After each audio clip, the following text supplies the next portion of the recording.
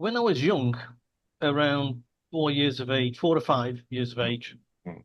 I began learning to read at Nee Soon Nursery and Infant School in Singapore. I was introduced formally to the written word through the Janet and John books.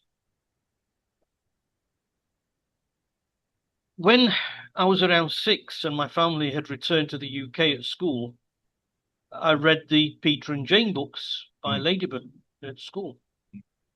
I ripped through these like a hot knife through butter because of my previous Janet and John Yeah. experience. Yes.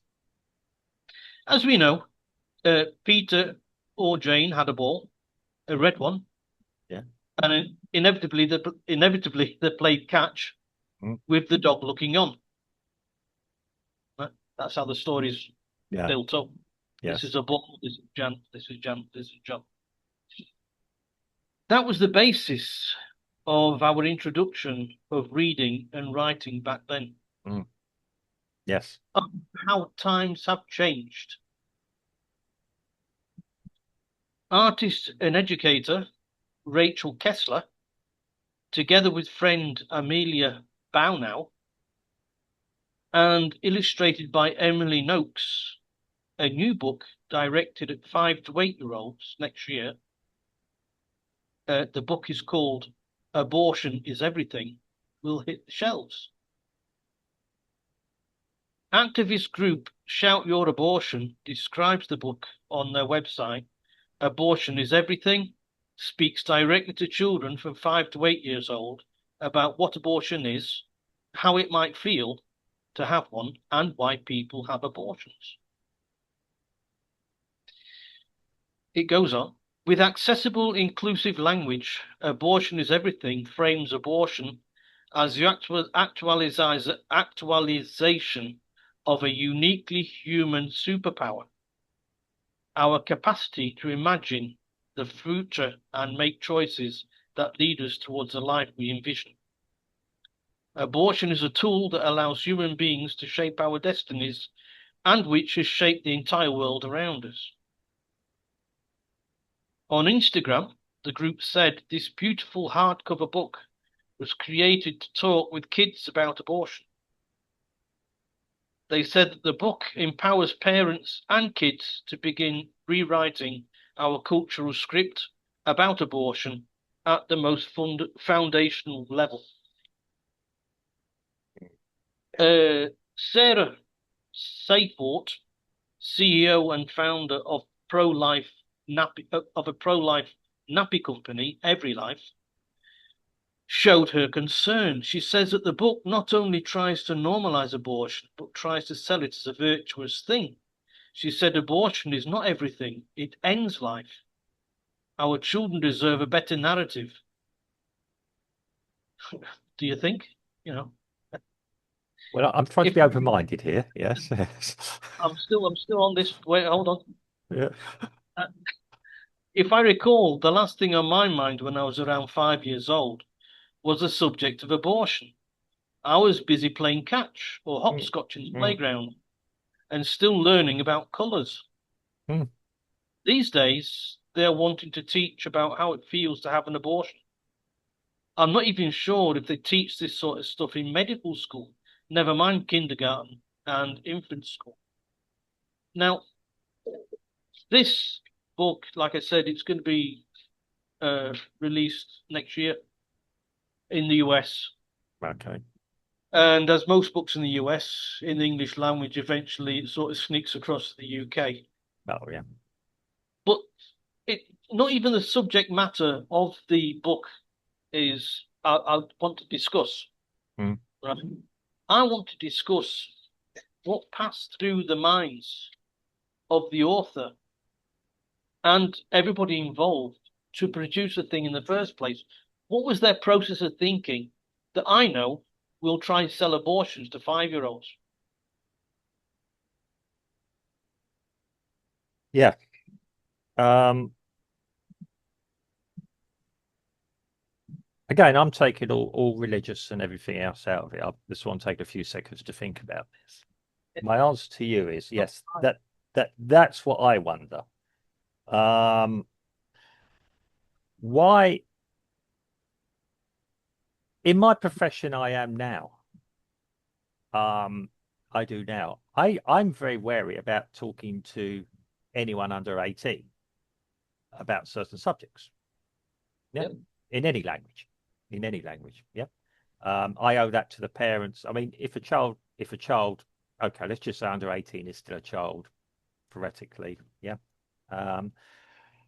Ask me a question, I'll give an honest answer, but I would advise them to go and speak to maybe their parents or a guardian or even a school coordinator. Yeah, yeah, I've done some training, psychological training, but I've not done that much, and I've not got a bit of paper that says it. Yeah, I've just done something attached to it of being culturally and ageist aware. So yeah, I mean, I'm going to go to the core of it. For me, any we didn't really discuss sex in education at school until about 13, 14. Seriously, possibly 12. There was a few things said. Yeah, I think it was a little bit older, and I think it was superficial even.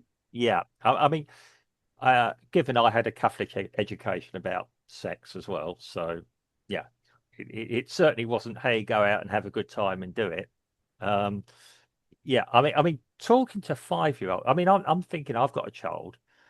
If an adult, and especially an adult in a position of trust, and again, okay, were to talk to my 5-year-old about issues to do with sex, I'd want to know why. What would be the thinking behind it? And this is what I'm thinking about.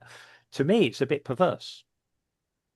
Oh, And I know you're gonna people say, "Oh, you're wrong," and all that. It's not. I'm being no, I'm illiberal. not at all. I No, can't get my head around it. I'm quite a liberal guy, yeah, no, you are. Yeah, yeah, and I can't understand the process that they went. I can't understand how the process was that they went through.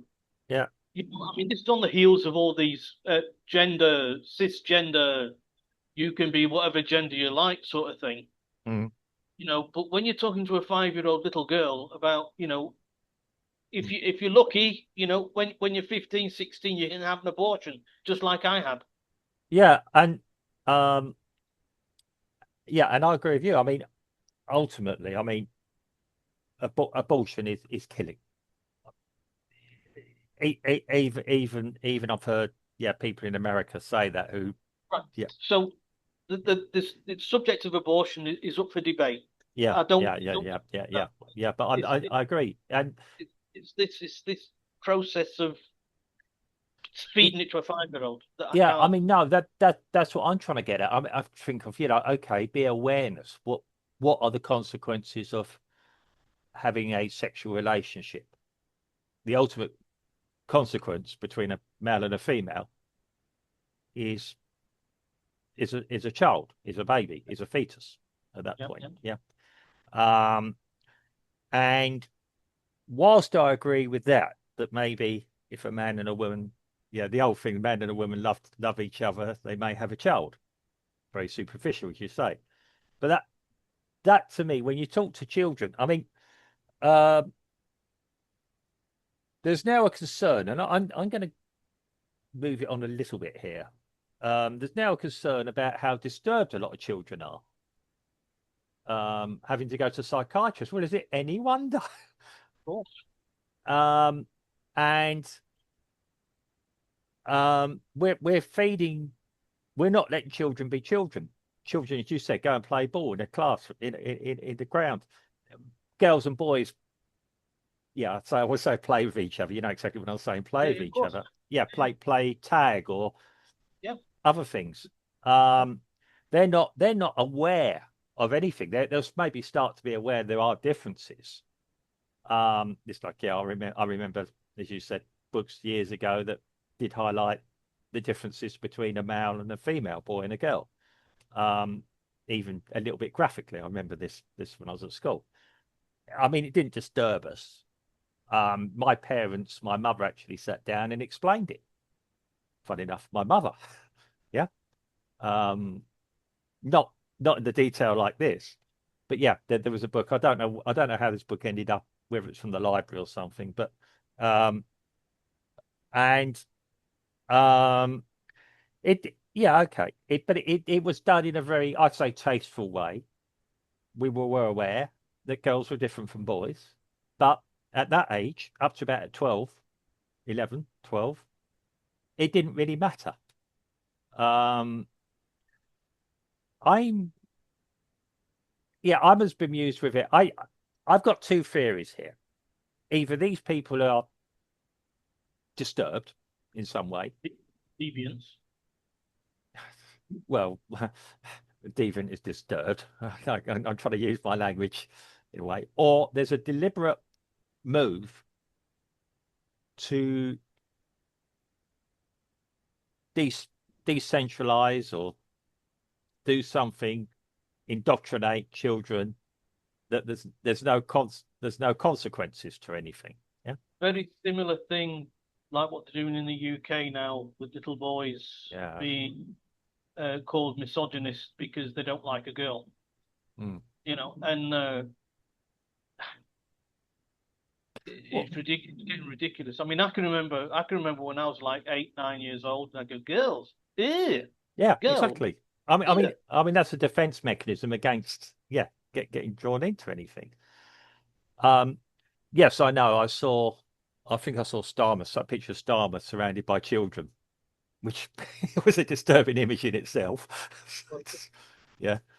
Um, and yeah, there's this going on. I mean, I don't actually believe Starmer is a human being. I don't think he has thought processes. I think his thought processes are in line with the creators of this book. I will be quite honest. Yeah. Um, I think he's a very peculiar man as well, and I think half the government are peculiar people. I, I, um, I'm going to be honest. Um, I mean, when we're talking about this, I mean, I do believe, like you, we're liberals, but um, that doesn't mean we want to have daytime TV, images on daytime TV. We want our children to have a degree of innocence, to grow up in a natural, normal way, like you say, develop their own opinions. Um, you can tell if a child is going to be a problem or not quite quickly, and there's environmental reasons and everything else. We've got that understanding now. Why are people adding in other issues that don't exist? That's what I don't want to understand. Right.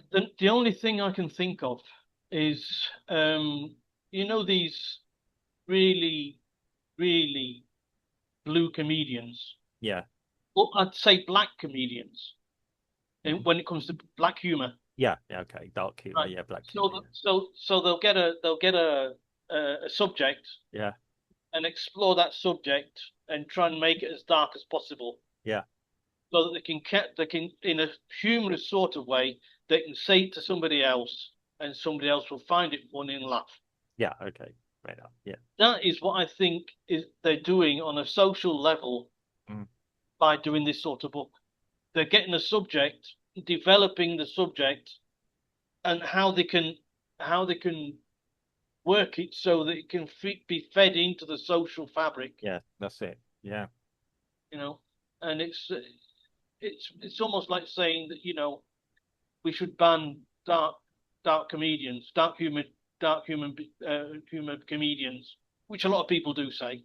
yeah, okay. Well, And, I mean, and if I go same to way yeah, they should be doing the same thing about these sort of books. well, yeah, okay. Well, again, it's about censorship. Now, there's another level to this as well. If you sell this book, a parent, a parent is going to have to go to the bookshop and buy it. Let's Yep. just say that, okay? And we to appear to the school libraries. But again, would a 5-year-old child automatically go to that section, pick out this book, and take it They home will to if me? Yeah. they will if they do it in class. Well, again, that's a different matter, and that's where I'd start questioning um, the sex ed policy of the school. And yeah, you get called all sorts of isms and all that. As far as I know, there is no law against you questioning how your child is still being taught, and you're entitled to an answer. Um, you could be called big. You can't be called bigoted for sort of saying, well, maybe my child isn't ready to be learning this. And Can a child be expected to go into the school library and pick up the book I've Got Two Daddies and exactly. take that? Well, You know, I've never it's heard of it. only I if they remember cover that. it in class. It's only if they cover it in class. Yeah. And the other thing is, it's difficult enough to get children interested in a lot of subjects anyway, up for more than about 10 minutes at a time. I just don't know how you're going to get children interested in something they shouldn't be having any real experience with. Right. If a child is having those kind of experiences, I would be very concerned on a lot of different levels, or even those feelings. It's like you said, and it's getting back to your boys, 8-year-old boys saying, "Ooh, girls." That's not hatred. No. Boys don't want to play with dolls. Yeah, unless they're action men. I had action men when I was that age, but yeah, and that there was big questions then. Why have boys been given action men? They're dolls. But yeah, they were, but they were specific purpose. In my Um, experience, a little boy at school saying girls, yeah, it's normally because there's a little girl that they like, yeah. and they don't want to say in front of their mates, "I like this girl. I want her to be my girlfriend," Well, I mean, in a very innocent sort of way, yeah, as like a 7-year-old, 8-year-old would do. yeah, You yeah, know? And they'd rather put a label on all girls as girls. I don't like girls. Ew. yeah. I mean, yeah. But that again, but well, the trouble is the likes of the people coming in, and I've encountered some of these educationalists, whom a lot of them I don't believe have ever had children of their own. It's all Well, the ladies writing the abortion book certainly haven't. I wouldn't like to speculate what their social life is like, if unless they've it could be that they're unlikely to ever be in a situation to have children, if you understand what I mean. Yeah, their preferences. I don't know. I'm not I don't want to be going there. Again, I read about I saw the book briefly come up. I don't like reading about this sort of stuff because I don't think it's going to be on the New York Times bestseller list. So Okay.